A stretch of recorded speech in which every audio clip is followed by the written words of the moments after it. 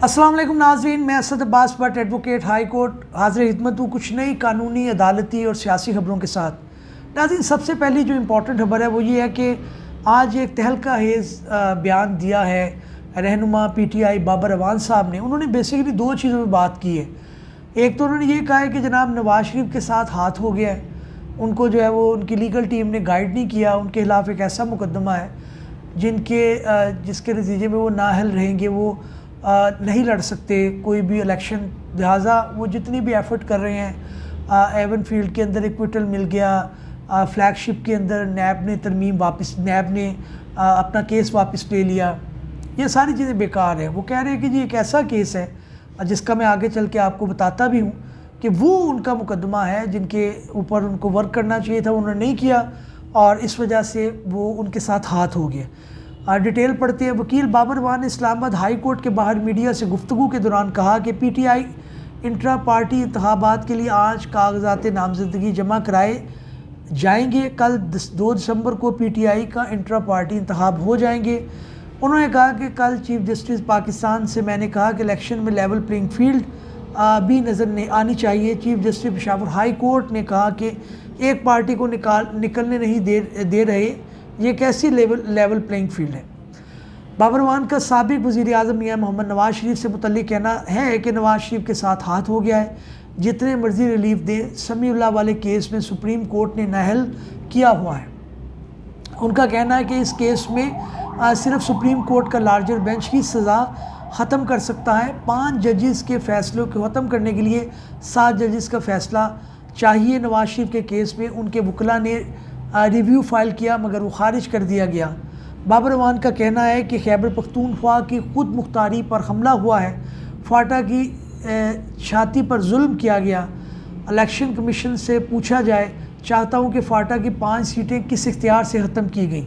आइन में लिखा है कि कौमी असम्बली की 342 सीटें होंगी, उन्होंने 5 उड़ा दी। उन्होंने मज़ीद कहा कि सीधी सादी सूबाई खुद मुख्तारी पर मुदाखलत है। आइन के मुताबिक फाटा को खुसूसी तवज्जो और खुसूसी रियायत मिलनी चाहिए। फाटा के अवाम नवाज शरीफ को वोट नहीं देंगे, इसलिए उनके साथ ज़्यादती की गई। इसका जवाब जो है बेसिकली इलेक्शन कमीशन ने दे दिया है। उन्होंने ये कहा कि फाटा की सीटें ख़त्म करके उसको ज़म किया गया था खैबर पख्तूनख्वा के अंदर, और उनकी सूबाई जो सीटें थी वो गालबन 10 या 15 बढ़ा दी थी, तो उनका जो बेसिकली ये क्लेम है उसको रद्द कर दिया गया था और इलेक्शन कमीशन ने इसका जवाब भी दिया है और उन्होंने कहा जी कि ये बिल्कुल गलत बात कह रहे हैं, ऐसी कोई बात नहीं है। अच्छा जी, अगली खबर ये है, एहतसाब अदालत इस्लामाबाद में चेयरमैन PTI के ख़िलाफ़ 190 मिलियन पाउंड में रेफरेंस दायर कर दिया है। ये वही बेसिकली जो आपको पता है कि जो अलकादर ट्रस्ट वाला मामला है, 190 मिलियन पाउंड जो है, ये बेसिकली मेरे नज़दीक तो ये केस बनता नहीं था। उसकी वजह सीधी ये है कि 190 मिलियन पाउंड जो है बेसिकली सुप्रीम कोर्ट के अकाउंट में आए हैं। अगर गवर्नमेंट को चाहिए तो वहाँ से वो ले लें।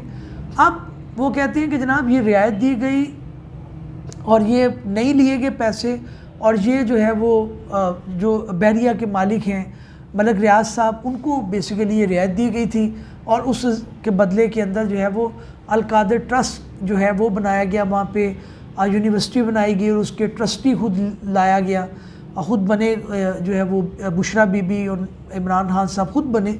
तो ये बेसिकली उस ज़िमरे के अंदर बात करते हैं। बहरहाल मुझे तो इसके अंदर समझ नहीं आ रही इसके अंदर क्या वो निकालेंगे, केस कोई इतना ख़ास है नहीं। जो प्रोसिक्यूशन का डाउट है वो इमरान खान को मिल जाना है और एक्विटल हो जाना है वक्ती तौर पे। जाहिर है वो हर जगह पे गवर्नमेंट शिकंजा डाल रही है, साइफ़र केस ख़त्म होगा तो निकाह नामे वाला भी आ जाएगा, फिर ये भी आ जाएगा, फिर तोशाखाना भी आ जाएगा, तो ये मामला है। लेकिन इसके अंदर जो है वो बुशरा बीबी भी शामिल हैं, फरा गोगी भी हैं और दीगर को मुल्ज़मान नामज़द किया गया। मुल्ज़मान में शहजाद अकबर, बैरिस्टर ज़िया मुस्तफ़ा, नज़ीर और जुल्फ़ी बुखारी भी शामिल हैं। नैब की जानिब से दायर रेफरेंस में कुल 8 मुल्ज़मान के नाम शामिल हैं।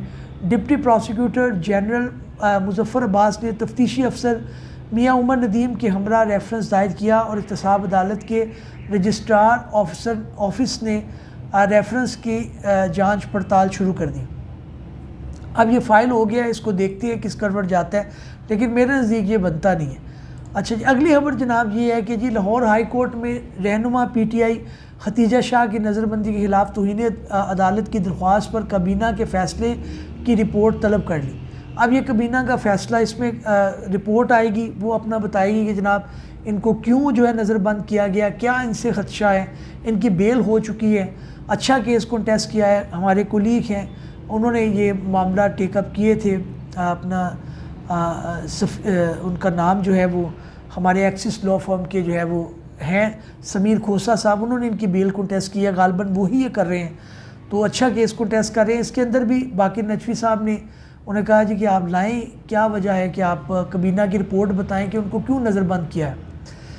अच्छा जी, अल अजीज़िया रेफरेंस में नवाज शरीफ की अपील जो है वो 7 दिसंबर को समाअत के लिए मुकर्रर हो गई है। बस ये एक केस बाकी रह गया, बाकी सारे केस ख़त्म हो गए हैं। एक तोशाखाना का केस है और एक ये केस है, लेकिन एक अभी बाबर वान साहब ने गिनवा दिया कि जनाब वो भी एक केस है जो उनके आड़े आ सकता है, लेकिन मेरा नहीं ख्याल उसके अंदर कुछ सदाकत है, लेकिन अभी देखते हैं कि क्या होता है। अच्छा, पेशावर हाई कोर्ट ने जो 109 अफ़गान बशिंदों को नादरा एक्ट के तहत पाकिस्तान ओरिजिन कार्ड देने का हुक्म जारी कर दिया है। वो लोग जो यहाँ पे शादीशुदा हो चुके हैं उनको सारे राइट अवेलेबल होंगे इस कार्ड के तहत, जिसे POC कहते हैं, पाकिस्तान ओरिजिन कार्ड, यानी कि वो यहाँ पे पैदा हुए हैं, पले बड़े हैं, तो उनको पाकिस्तान ओरिजिन का कार्ड मिल गया, लेकिन उनको पासपोर्ट नहीं मिलेगा और सेकंड उनको वोट करने का राइट नहीं मिलता। ये नादरा एक्ट के तहत जी उनको दिए गए हैं, लेकिन इसके अंदर उनको 2 कमियां उनकी मौजूद रहती हैं, लेकिन बहरहाल अब ये उनके लिए खुशखबरी है, 109 को बाकी लोगों को भी मिलना चाहिए। अच्छा जी, अगली अदालती खबर यह है कि ऑफिशियल सीक्रेट एक्ट खसूसी अदालत ने चेयरमैन PTI और शाह महमूद कुरैशी पर साइफ़र केस की आज की समाअत का तहरीरी हुक्मनामा जारी कर दिया है। अच्छा, अदालत ने कहा है कि इस्लामाबाद हाई कोर्ट ने हिदायत की है कि साइफ़र केस का ट्रायल 4 हफ्तों में मुकम्मल किया जाए। अभी 4 हफ्तों में ट्रायल जो होना है इसका क्या नतीजा निकलना है, कितनी तेज़ी से इंसाफ होगा, इंसाफ की धज्जियाँ उड़ाई जाएंगी, गवाहों पे जरा प्रॉपर नहीं होगी, डॉक्यूमेंट प्रॉपर नहीं होंगे, तो ये 4 हफ्तों का टाइम मेरे नज़दीक बड़ा गैर मुनासिब है। लेकिन सिर्फ यह है कि हुकूमत वक्त ने अभी चेयरमैन PTI इमरान खान जो मौजूदा हैं, अगरचे उन्होंने चेयरमैन का ओहदा छोड़ दिया है, लेकिन मुँह पर चढ़ा हुआ है, अभी थोड़ा टाइम लगेगा। तो इमरान खान साहब ने बुनियादी तौर पर ये किया है कि उनको बेसिकली नाअहल करना है। साइफ़र है, निकाह नामे वाला झूठा निकाह नामा जो है, या इद्दत के दरमियान निकाह वाला मामला है, फिर 190 मिलियन पाउंड है, फिर अलकादर ट्रस्ट केस है, फिर इसके अलावा दहशतगर्दी के बेशुमार मुकदमात हैं। इलेक्शन उनको लड़ने नहीं दिया जाना, लेकिन बाबर वान साहब का ये कहना है कि हम हर जगह पे इलेक्शन अपना कंटेस्ट करेंगे, हर जगह पे कैंडिडेट दे देंगे। तो ये बड़ी एक बात है कि इतनी पाबंदियों के बावजूद उनकी पॉपुलैरिटी का जो ग्राफ है वो ऊपर है। ये एक, आप जितना मर्ज़ी कह लें, ये बात मैं बेशुमार इख्तलाफ करता हूँ इमरान खान साहब से, उनकी बेशुमार पॉलिसी से, उन्होंने जो 9-10 मई के मामला हुए या उनके ऊपर जो मुबैना इल्ज़ाम है उसके ऊपर क्रिटिसिज्म भी है, लेकिन इसके बावजूद उनकी जो पॉपुलैरिटी का ग्राफ है वो ऊपर है। वो एक फेमस लीडर हैं, वो आज खंबा भी खड़ा करेंगे तो उसको वोट मिलेगा। तो अगर ये तहरीक इंसाफ इसमें कामयाब हो जाती है तो उसके अंदर उनको कामयाबी के चांसेस हो सकते हैं। अगली जनाब PTI intra court party election के लिए पोलिंग 2 दिसंबर को होगी, पेशावर में होगी, ये भी उन्होंने बता दिया है। अच्छा जी, अगली जो बात है जनाब वो ये है कि जनाब PTI उम्मीदवार पे गोहर शेप कागजात जमा करा दिए हैं। PTI इंट्रा कोर्ट पार्टी के इंतखाबात हैं, उम्मीदवार बराए चेयरमैनशिप बैरिस्टर गोहर खान है, इन्होंने कागजात जमा करा दिए हैं। ये आपको पता है, इसके अंदर मामला उन्होंने नामजद खुद ही किया था। अच्छा जी, उसके बाद जी एक बड़ी खबर है जी, पाकिस्तान तहरीक इंसाफ के बानी रहनुमा Akbar S Babar intra party में इलेक्शन में हिस्सा लेने के लिए 13 साल बाद पार्टी के मरकज़ी सेक्रेटरीट पहुँच गए।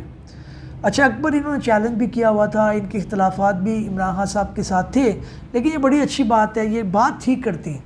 ये कहते हैं जनाब आपके पास फ़ंड इतने कहाँ से आए, ये फ़ंड बताए जाए, तो ये एक अच्छी बात है। पार्टी को चाहते हैं, असल पार्टी के रुकन भी थे इमरान खान साहब को, इस तरह के लोगों को आगे लाना चाहिए। इख्तलाफ होने के बावजूद उन लोगों को आप साथ लाएं, फिर आप एक इंस्टीट्यूशन बनाते हैं। तो बहरहाल वो पहुँच गए इसमें हिस्सा लेने के लिए। उम्मीद है नाज़रीन हमारी ये काविश आपको पसंद आई होगी। नए भी लोग में हाज़िर खिदमत होंगे, तब तक के लिए इजाज़त दीजिए। अल्लाह हाफ़िज़।